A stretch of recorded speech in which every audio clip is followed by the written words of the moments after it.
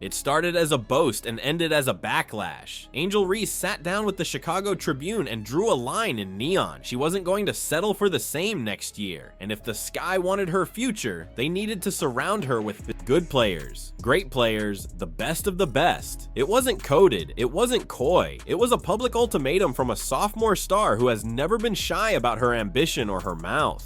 But once the interview hit the locker room, the tone turned from bold to combustible. Reports said veterans bristled, younger teammates rolled their eyes, and a meeting had to be called just to talk it through. That's not the rhythm of a team.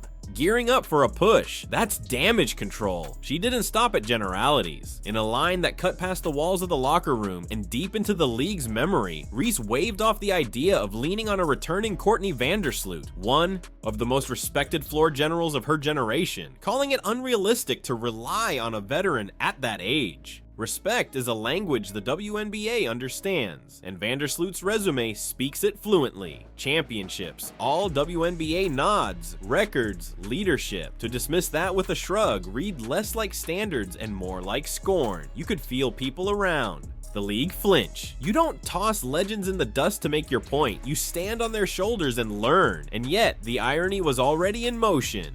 Chicago's front office had been bending the blueprint to build around Reese. They'd made aggressive moves, including parting with a blue-chip rookie to import proven production. They weren't asleep at the wheel, they were flooring the gas for her window. But gratitude never made the rotation. The message out of Reese's camp landed like a horn blast. New guards, new wings, new everything. Overhaul the roster, raise the ceiling, find me help. The reaction from within was predictable. Because it was human, teammates saw their names between those lines.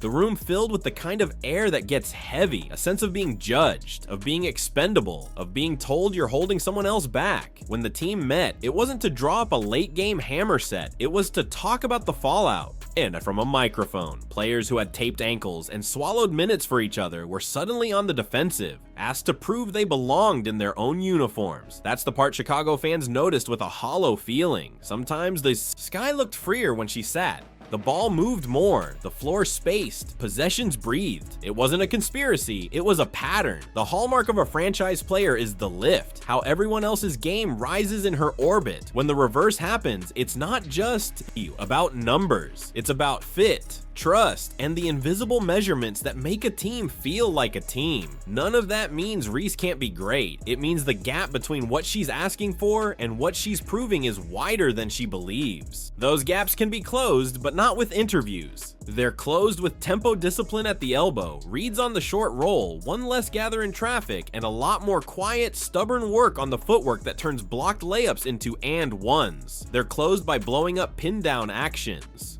On defense without fouling, by showing you can be the center of a defense without being the center of the drama. They're closed by taking a roster as it is, elevating it, and letting the front office race to keep up with you rather than daring them to get ahead while you're still chasing your own mistakes. And that's where the contrast grows sharp. Because 1,000 miles away, a different blueprint is playing out in Indiana. Caitlin Clark never campaigned to ship anybody out. She didn't need to list demands because her game is the demand. When she's on the floor, the offense organizes itself around her gravity. The assists are a statistic and a sermon. Aaliyah, Boston's catches get cleaner. Kelsey Mitchell's windows widen and last a breath longer. Lexi Hull's job on the perimeter pays dividends because there's purpose behind each pass that follows her stop.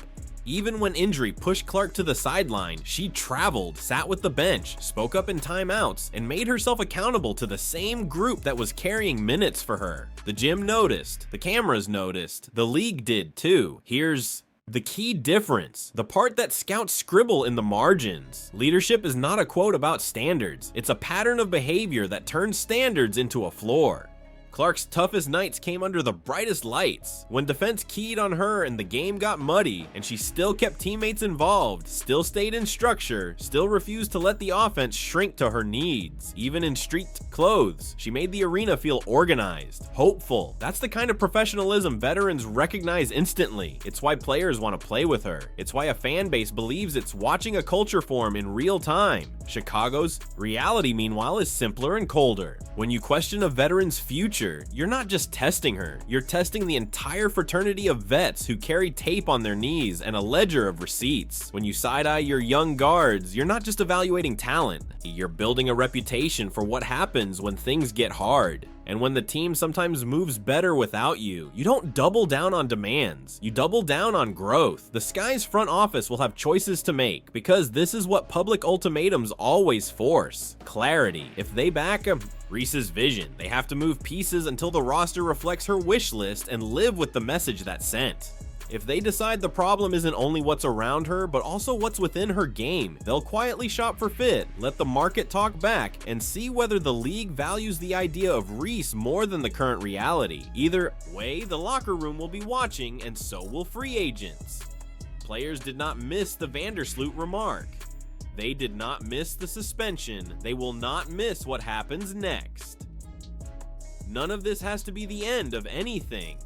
Young stars have taken harder routes to maturity. The league is full of players who went from heat check quotes to steady hands, who learned that the best recruiting pitch is winning with what you have. Reese has the motor, the frame, the rebounding feel that can't be taught. She can be a nightmare on the glass and a foul magnet once her touch and patience catch up.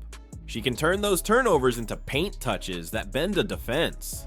She can win a room by carrying it, not criticizing it. But that requires a season of listening more than talking, of owning film sessions as much as microphones. It requires making teammates better before asking for better teammates. For now, Chicago lives inside the tension her comments created, between ambition and accountability, between the player Reese says she is and the player she is becoming. The Sky hoped they were building around a cornerstone. The past few weeks made them ask if they've been bracing a fault line, and that's the story beneath the story, the echo that carries past one headline and into the offseason. The WNBA doesn't just weigh talent, it weighs trust. It weighs who rallies a room and who splits it. It weighs whose voice makes free agents say, "I can win there," and whose makes them say, "I'll wait and see."